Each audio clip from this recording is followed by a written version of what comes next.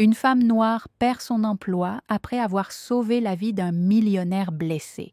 Le lendemain, 2 hélicoptères se rendent à son domicile. Vous êtes virée, docteur Diana, et veuillez laisser votre manteau et votre badge sur la table maintenant, cria le directeur Whitman dans le hall bondé de l'hôpital de Santa Clara, obligeant des dizaines de patients et de membres du personnel à tourner la tête pour assister à l'humiliation. Diana Santos, 38 ans, n'aurait jamais imaginé que sa décennie de service impeccable en tant qu'infirmière en chef se terminerait ainsi, escortée par la sécurité comme une criminelle devant tout le monde. Ses yeux sombres restaient étrangement calmes, tandis que le directeur poursuivait sa démonstration publique de pouvoir. Violation grave du protocole hospitalier. Traitement non autorisé, utilisation des ressources médicales sans paiement préalable, cracha Whitman, le visage rouge de colère théâtrale.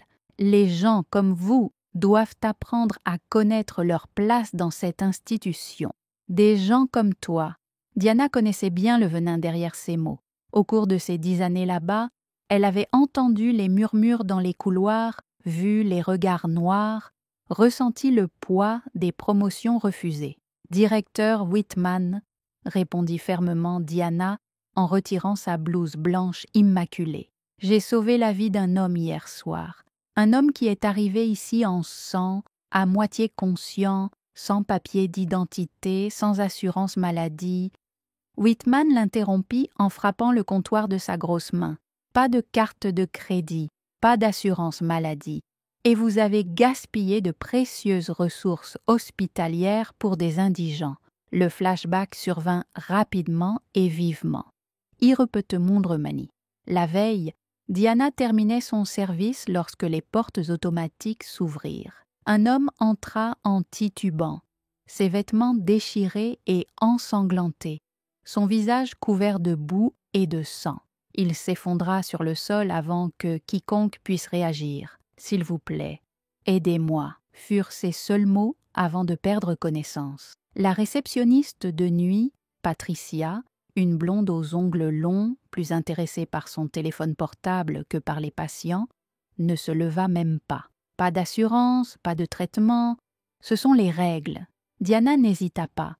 Alors que tout le monde regardait, sous le choc, elle courut vers l'homme tombé. Pouls faible, respiration irrégulière, possible traumatisme crânien. Des années d'expérience lui avaient appris que chaque seconde comptait. Appelez le docteur Martinez.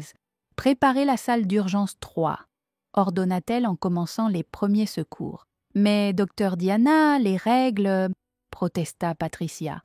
Au diable les règles, cet homme est en train de mourir. De retour dans le présent, Diana remit son badge au bureau. L'agent de sécurité Johnson, un homme noir qui l'accueillait toujours avec respect, détourna le regard embarrassé tandis qu'il l'escortait dehors. « Tu vas le regretter, Whitman, » dit calmement Diana. « Un jour, tu comprendras que j'ai sauvé plus d'une vie hier. » Le directeur éclata de rire, un bruit fort et désagréable. « La seule chose que tu as sauvée, c'est un clochard sans abri. Maintenant, sortez d'ici avant que j'appelle la police. » Alors que Diana franchissait les portes tournantes pour la dernière fois, elle remarqua quelque chose de particulier. L'homme sans-abri qui se tenait toujours au coin de l'hôpital, celui que tous les employés connaissaient depuis des années, n'était pas à sa place habituelle. Encore plus étrange, il y avait un homme en costume coûteux qui se tenait exactement là où se trouvait habituellement le sans-abri, parlant doucement sur un téléphone portable haut de gamme.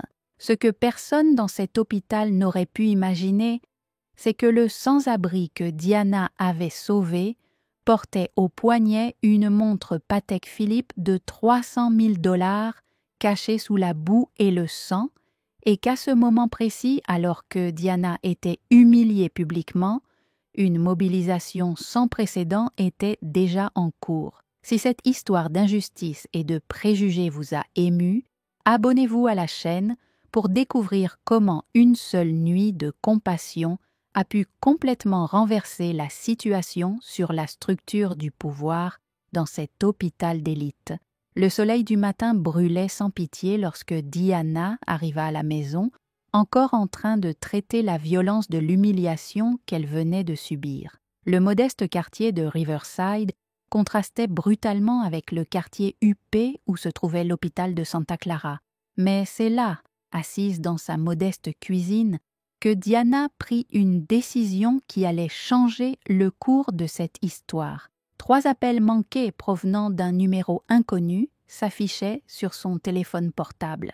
Lorsqu'elle répondit enfin au 4e, une voix professionnelle et urgente la surprit, celle du docteur Diana Santos. Il s'agit de Thomas Reynolds, avocat d'affaires chez Reynolds & Associates. Nous devons parler d'urgence du patient que vous avez soigné hier soir. Avocat d'entreprise. Diana sentit un frisson lui parcourir l'échine. S'il s'agit d'un procès, je faisais juste mon travail. Au contraire, docteur Santos, l'homme que vous avez sauvé, eh bien, disons simplement que vos actes ont des conséquences qui vont bien au-delà de ce que vous pouvez imaginer. Pouvons-nous nous rencontrer dans 1 heure? Le café du centre-ville était bondé de cadres pressés lorsque Diana entra, toujours vêtue de son uniforme d'hôpital, mais sans sa blouse de laboratoire. Reynolds, un homme noir impeccablement habillé, lui fit discrètement signe depuis une table au fond. « L'homme que vous avez sauvé, » dit-il en lui tendant une tablette, « est Vincent Montenegro, PDG de Montenegro Holdings, l'une des plus grandes sociétés de soins de santé d'Amérique. » Diana faillit faire tomber son café. Sur l'écran, une photo professionnelle montrait le même visage qu'elle avait nettoyé du sang et de la boue la nuit précédente, bien qu'il fût alors habillé comme un mendiant. Oui, Vincent a cette habitude particulière de partir en randonnée seul, sans sécurité, pour se changer les idées. Hier, il a été victime d'un grave accident en montagne. Il a essayé de se rendre à l'hôpital le plus proche, le vôtre.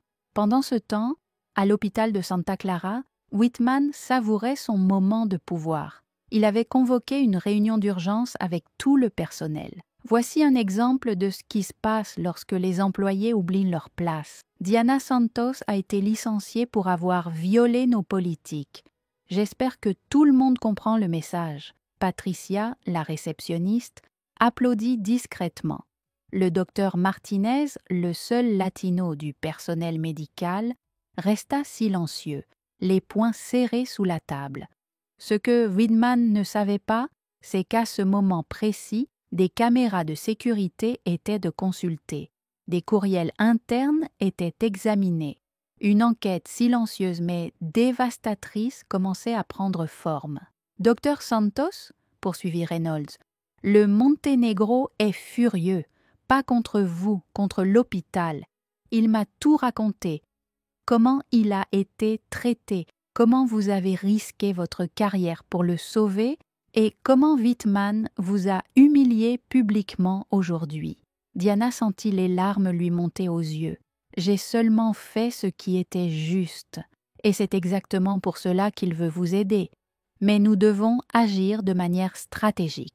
Whitman est connu pour ses relations politiques. Nous ne pouvons pas simplement le poursuivre en justice. » Au cours des jours suivants, tandis que Diana s'occupait de ses factures en souffrance et de l'incertitude du chômage, une opération méticuleuse se déroulait en coulisses. Le Montenegro, toujours en convalescence dans une suite d'hôpital de luxe, coordonnait personnellement chaque mouvement. « Je veux tout savoir sur Whitman », ordonna-t-il à son équipe. « Chaque patient refusé, chaque cas de discrimination, chaque centime détourné. Et je veux des preuves. » L'enquête révéla une tendance inquiétante. Au cours des 5 dernières années, 89% des patients noirs et latinos sans assurance premium avaient été refoulés à Santa Clara. Curieusement, des dons substantiels avaient été faits à la campagne politique du cousin du maire Whitman peu après chaque réorganisation budgétaire. Pendant ce temps, Diana recevait des messages cruels de la part d'anciens collègues. Patricia avait posté sur Facebook « Certaines personnes doivent apprendre que les règles existent pour une raison. Justice rendue ». La publication reçut 47 mentions. J'aime, la plupart provenant de l'administration de l'hôpital, mais il y eut aussi des dissensions. L'agent de sécurité Johnson envoya un message privé. « Docteur Diana, j'ai quelque chose que vous devez voir. » Enregistrement de caméra. Whitman ne savait pas que le système enregistrait également l'audio. Sur l'enregistrement, la voix de Whitman était claire. « Cette femme noire arrogante doit apprendre à connaître sa place. Je cherche depuis longtemps une raison pour me débarrasser d'elle. Elle a sauvé un mendiant parfait. » Le filet se refermait, mais Whitman restait confiant. Lors d'un dîner de charité, il porta un toast aux investisseurs. Santa Clara n'a jamais été aussi prospère. Nous avons éliminé les éléments problématiques. Notre marge bénéficiaire a augmenté de 15% ce mois-ci. Ce que ces hommes puissants ne réalisaient pas, c'est que le serveur qui servait le champagne portait une petite caméra à la boutonnière et que chaque mot de son toast était diffusé en direct à une équipe d'avocats à 3 pâtés de maison de là. Ce qui semblait être une défaite humiliante était sur le point de devenir la plus grande leçon que l'hôpital de Santa Clara et l'ensemble du système de santé élitiste qu'il représentait apprendraient jamais. Parce que lorsque vous sous-estimez des gens comme Diana Santos, lorsque vous pensez que l'argent et les relations sont plus puissants que la justice et la compassion, l'univers a des moyens très créatifs pour recouvrer cette dette. La chute de Thomas Whitman a commencé ironiquement lors de son propre gala.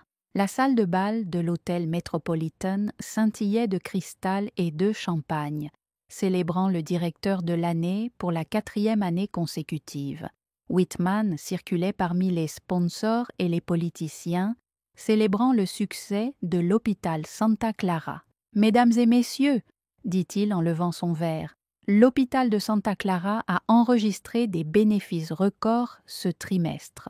Nous avons prouvé que médecine de qualité et rentabilité peuvent aller de pair. » C'est à ce moment-là que les écrans géants de la salle, programmés pour diffuser une vidéo institutionnelle, furent piratés. L'image de Whitman souriant céda la place aux enregistrements des caméras de sécurité de l'hôpital. « Cette femme noire arrogante doit apprendre sa place. Je cherche depuis longtemps une raison pour me débarrasser d'elle. » La salle devint silencieuse. Whitman fixait les écrans, son visage devenant rouge puis blanc en quelques secondes. « Nous avons rejeté 312 patients noirs et latinos ce mois-ci. Excellent travail, Patricia. Chaque centime économisé est un bonus pour nous. » La vidéo montrait des dossiers médicaux falsifiés, des feuilles de calcul démontrant des détournements de fonds systématiques et des courriels compromettants. Mais le coup final fut la voix d'un homme que tout le monde reconnut immédiatement.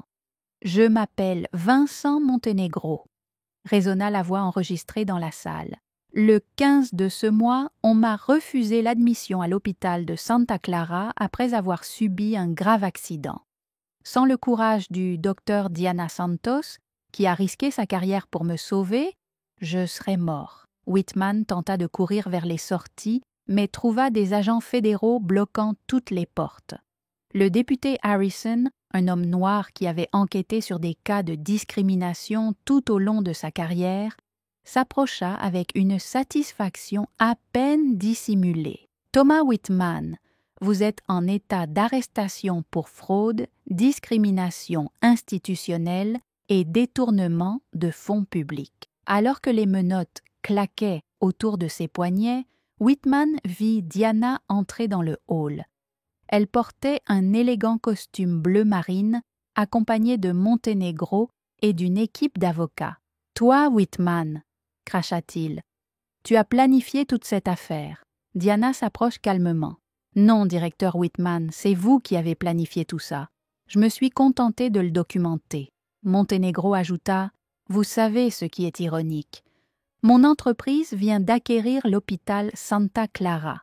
Notre première tâche sera de mettre en œuvre un programme de soins de santé universel inspiré des travaux du docteur Santos. Patricia, qui observait depuis la foule, tenta de s'échapper mais fut interceptée par Johnson, l'agent de sécurité. « Vous avez également une invitation du FBI », dit-il avec un sourire. Les invités commencèrent à recevoir des notifications sur leur téléphone portable. Le New York Times venait de publier un article explosif, Le scandale de Santa Clara. Comment un hôpital d'élite a pratiqué l'apartheid médical au XXIe siècle. Ma réputation, cria Whitman, tandis qu'on l'entraînait. Ma carrière, tout ce que j'ai construit. Non, répondit Diana, sa voix ferme résonnant dans le couloir.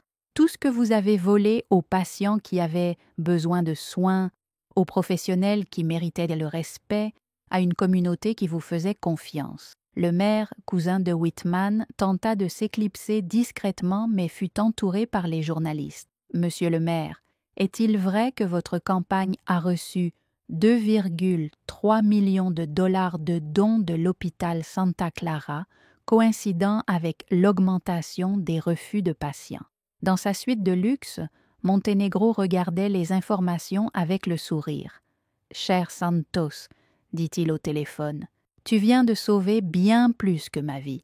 Tu as sauvé l'intégrité de toute une profession. » La diffusion en direct de l'arrestation de Whitman atteignit 5 millions de vues en 1 heure. Les commentaires ont inondé les réseaux sociaux avec des histoires de personnes qui avaient été refoulées par Santa Clara. Justice pour Diana est devenu un sujet tendance dans le monde entier. Mais le moment le plus fort fut celui où Diana monta sur scène dans la salle de bal. Les projecteurs, initialement préparés pour glorifier Whitman, illuminaient maintenant la véritable héroïne de la nuit. Depuis 10 ans, elle commença, la voix forte et claire. J'ai vu des gens mourir parce qu'ils n'avaient pas la bonne carte de crédit. J'ai vu des collègues talentueux être licenciés parce qu'ils n'avaient pas la bonne couleur. J'ai été humiliée publiquement pour avoir fait mon travail, sauver des vies. La foule était hypnotisée. Les caméras de chaque réseau diffusaient en direct. Mais ce soir, il n'est pas question de vengeance. Il s'agit de justice. Il s'agit de garantir que plus jamais un hôpital ne privilégiera le profit aux vies humaines, que plus jamais un professionnel de la santé ne sera puni pour avoir fait preuve de compassion. Le docteur Martinez, qui était resté silencieux pendant des années d'abus, s'adressa au micro. « J'ai été témoin de tout cela et j'ai honte d'être resté silencieux si longtemps. Docteur Santos, vous êtes le médecin que nous devrions tous nous efforcer d'être. » Alors que Whitman était placé dans la voiture de police, il jeta un dernier regard au hall. Diana était entourée de collègues, de patients et de membres de la communauté, tous applaudissant debout. L'empire qu'il avait bâti sur la discrimination et la cupidité s'effondrait de façon spectaculaire, au grand jour et devant le monde entier. Ce que personne dans cette foule glamour n'aurait pu prédire, c'est que ce moment historique ne représenterait pas seulement la chute d'un homme corrompu et d'un système brisé.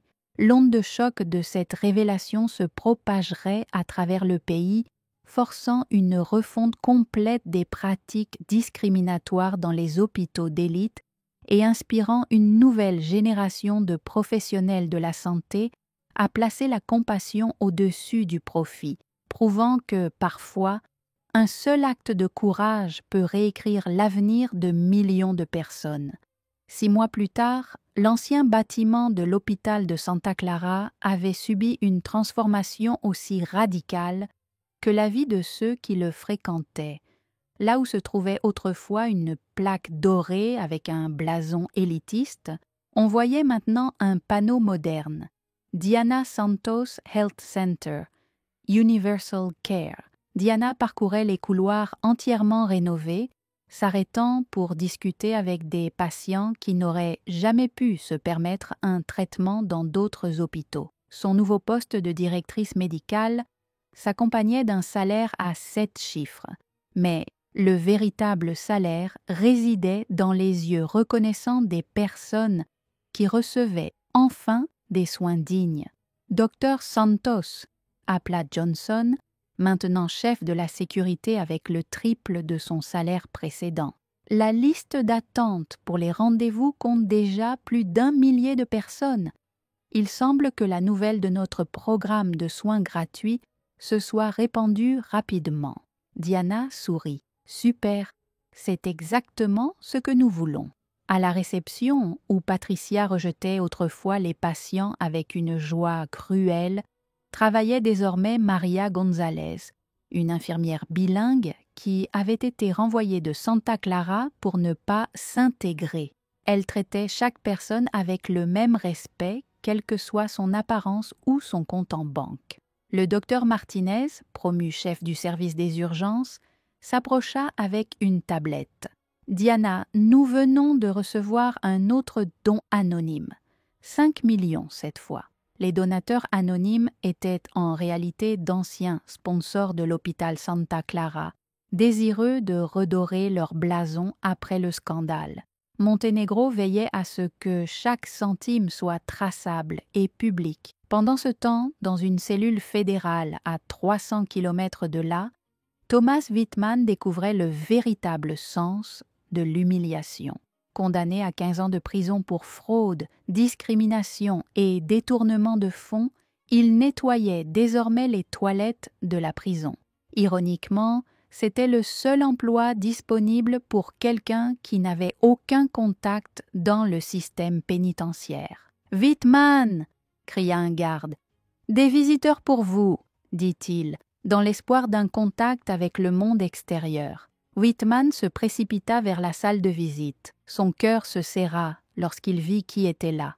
Johnson, son ancien agent de sécurité, impeccablement habillé. « Je suis venu vous le remettre en personne », dit Johnson en glissant une enveloppe sur la table. « C'est l'invitation à la cérémonie de changement de nom de l'hôpital. » Le docteur Santos a insisté.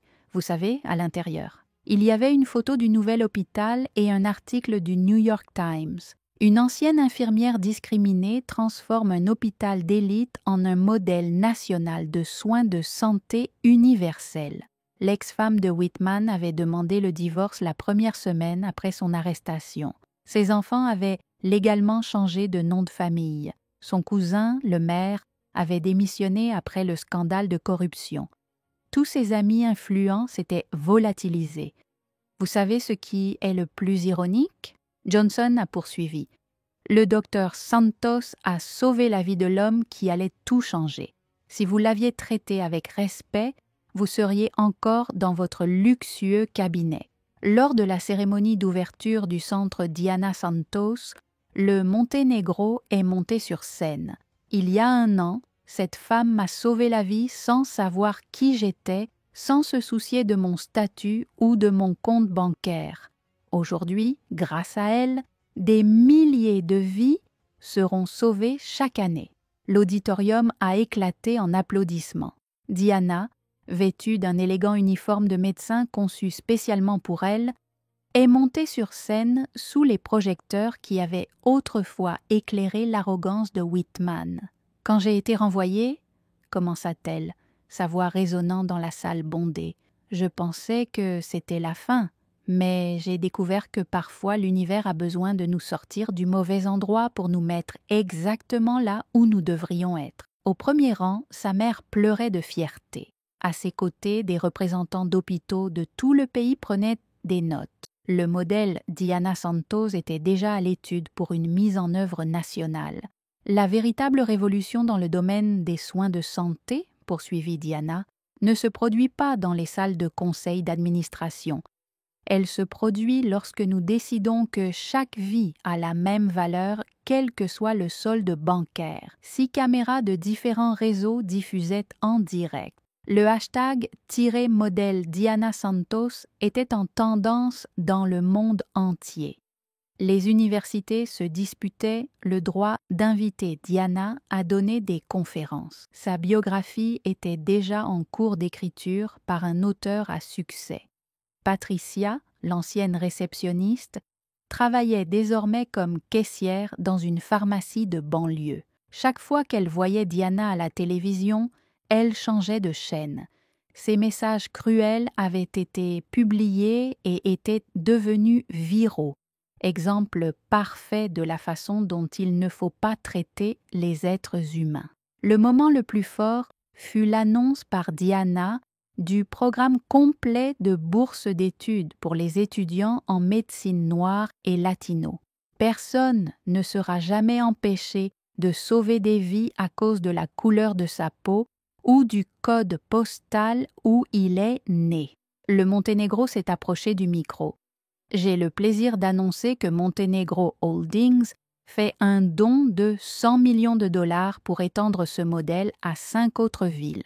Alors que les flashs crépitaient et que le public offrait une ovation debout, Diana eut un moment de lucidité. Il y a un an, elle avait tout perdu pour avoir fait ce qu'il fallait. Aujourd'hui, elle menait une révolution des soins de santé qui sauverait d'innombrables vies. La leçon était limpide. La meilleure vengeance contre l'injustice n'est pas de détruire ceux qui vous font du mal, mais de construire quelque chose de si grand que leur malveillance devienne sans importance. Diana n'avait pas besoin de faire tomber Whitman. Elle avait bâti un empire de compassion qui rendait obsolète tout ce qu'il représentait.